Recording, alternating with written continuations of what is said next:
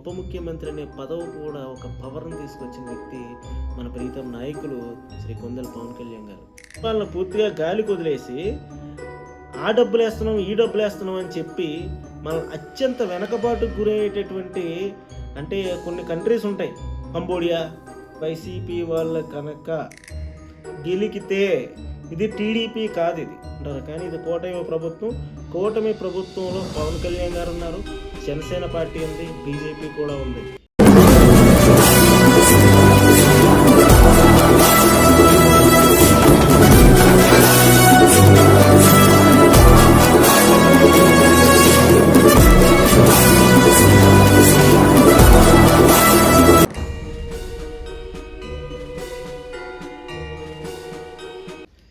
నమస్కారం అండి, నా పేరు బాలనాయుడు, జనసేన పార్టీ వైఖరిపేట నియోజకవర్గం.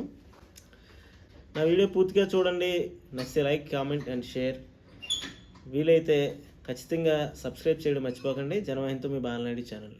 అయితే ఈరోజు టాపిక్ డిప్యూటీ సీఎం మరియు Panchayati Raj and rural development, MGNREGS state and rural water supply, forest and environment, science and technology శాఖ మార్చులు శ్రీ కొందెల పవన్ కళ్యాణ్ గారు. అనేకంటే ఈయన అన్నిట్లో ఈయనే ఉంటున్నాడు, ఎక్కడ చూసినా ఈయనే ఉంటున్నాడు.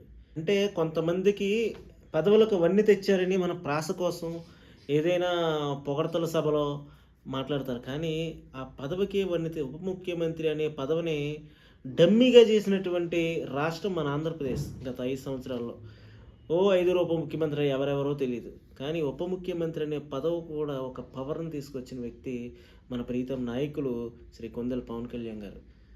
ఈరోజు ఆయన రాయచోటి నియోజకవర్గం గాలివీడు అనే మండల కేంద్రానికి వైసీపీకి సంబంధించినటువంటి అక్కడ స్థానిక మండల పరిషత్ ప్రెసిడెంట్ అంటే ఎంపీపీ గారి యొక్క కుమారుడు వెళ్ళి అక్కడ ఎంపీడీఓ ఎవరైతే ఉన్నారో ఆ ఎంపీడీఓ గారి మీద మ్యాన్ హ్యాండ్లింగ్ అంటే ఆయన్ను కొట్టడమే కాకుండా కింద వేసి కాలుతో కూడా తన్నారు. ఒక రూమ్కి తాళం వేసి, ఎంపీపీ రూము ఎప్పుడు ఎంపీడీఓ ఆఫీసులోనే ఉంటుంది, అంత మండల పరిషత్ కార్యాలయం కాబట్టి. ఈ ఎంపీపీ ఆఫీస్ యొక్క తాళాలు ఇమ్మని చెప్పి ఎంపీడీఓ గారి యొక్క అటెండర్ని అడిగారు. అటెండరు ఇవ్వనండి, అటెండర్ వెళ్ళి పలానా ఎంపీపీ గారి ఇలాగా సన్ వచ్చారు, మరి ఇమ్మంటారా అని అడిగితే వాళ్ళు ఆ తాళాలు ఎంపీడీఓ గారు ఏమన్నారంటే మీ అమ్మగారు రానండి, మీ అమ్మగారు వస్తే ఇస్తామన్నారు. అది అన్న కారణంగా వీళ్ళు జులుం చూపించి అతను ఒక ఎస్సీ సామాజిక వర్గానికి చెందినటువంటి దళితుడు, ఆయన్ని కులం పేరు చెప్పి దూషించి కొట్టారండి. అంటే 11 సీట్లు వస్తేనే వీళ్ళు ఈ విధంగా బిహేవ్ చేస్తున్నారండి. గత ప్రభుత్వంలో వీళ్ళు చేసినటువంటి అరాచకాలు ఎన్ని ఉంటాయో ఒకసారి అర్థం చేసుకోండి.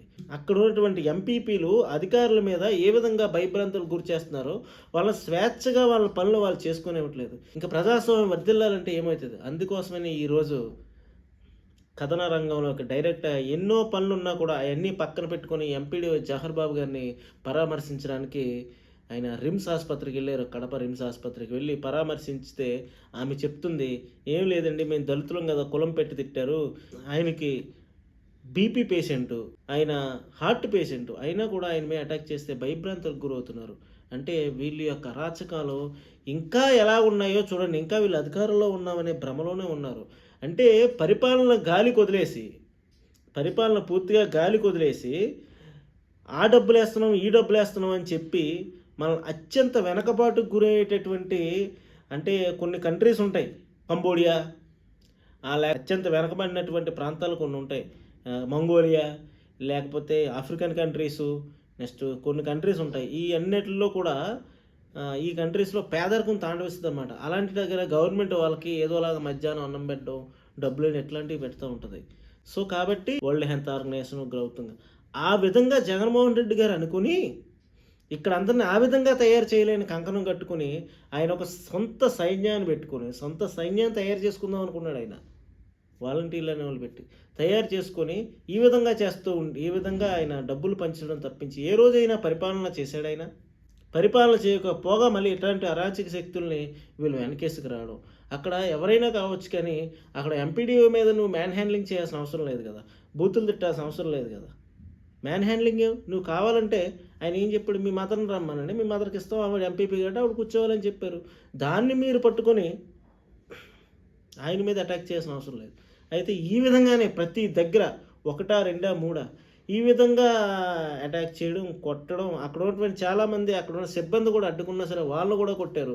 ఒక 15 మంది బ్యాచ్ వెళ్ళి. అందుకే ఈరోజు పవన్ కళ్యాణ్ గారు క్లియర్గా చెప్పారు, ఎవరైతే చేశారో 9 మందిని కూడా పట్టుకోమన్నారు. 3 దొరికారట, ఉన్నా ఇంకా 9 మంది ఉన్నారు. ఆ 9 మందిని కూడా పట్టుకొని ఒకసారి క్లియర్గా కౌన్సిలింగ్ ఇమ్మని చెప్పారు వాళ్ళకి. కౌన్సిలింగ్ అంటే తెలుసు కదా, పోలీసుల యొక్క కౌన్సిలింగ్ ఏ విధంగా ఉంటుందో. అంటే ఒక అధికారులకు పూర్తి స్థాయిలో స్వేచ్ఛనిస్తే వాళ్ళు ఏ విధంగా పనిచేస్తారనేది ఒకసారి ఇప్పుడు చూడాలి.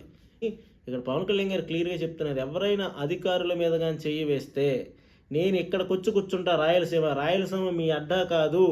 రాయలసీమలో ఎంతోమంది ఫ్రెండ్స్ ఉన్నారు, మాకు కూడా అందరూ ఫ్రెండ్స్, కానీ ఏ ఒక్కరు ఈ విధంగా ఉంటారు. మరి ఎందుకో వీళ్ళు, నాకు అర్థం కానీ ఈ మూర్ఖత్వం ఏంటో కొంతమందిలో, ఈ మూర్ఖత్వంతో తెచ్చుకున్నటువంటి ఇవే. ఎందుకంటే ఇంకా మేము ఉన్నామని చెప్పి, కానీ ప్రజలు అవన్నీ చూస్తారు అని చెప్పేసి మర్చిపోతున్నారు. ఇంతకు ముందు రోజులు కాదు, టెక్నాలజీ చేతిలో ఉంది. మేము ముఠా రాజకీయాలు చేస్తాం, మేము ఫ్యాక్షన్ రాజకీయాలు చేస్తాం, మేము రౌడీజం చేస్తాం, మేము గూండాయిజం చేస్తానంటే రౌడీలకు రౌడీ, గూండాలకు గూండా, ఫ్యాక్షన్లకు ఫ్యాక్షన్, మరియు మంచికి ముత్తి ఉంచిన మంచి పవన్ కళ్యాణ్ గారు. అంతే తప్పించి మీరు రోజు ఆయన హుటాహుటిన అక్కడికి వెళ్ళి ఆయన పరామర్శించారు, ఆ కుటుంబానికి ధైర్యాన్ని ఇచ్చారు. ధైర్యం ఇవ్వడే కాదు, అక్కడ ఉన్నటువంటి రాయలసీమ యువకులకి, మహిళలకి అందరికీ కూడా చెప్పారు, ఈ యొక్క ముఠా రాజకీయాలు చేసే, ఈ గుండాగిరి రాజకీయం చేసే ఈ రాజకీయ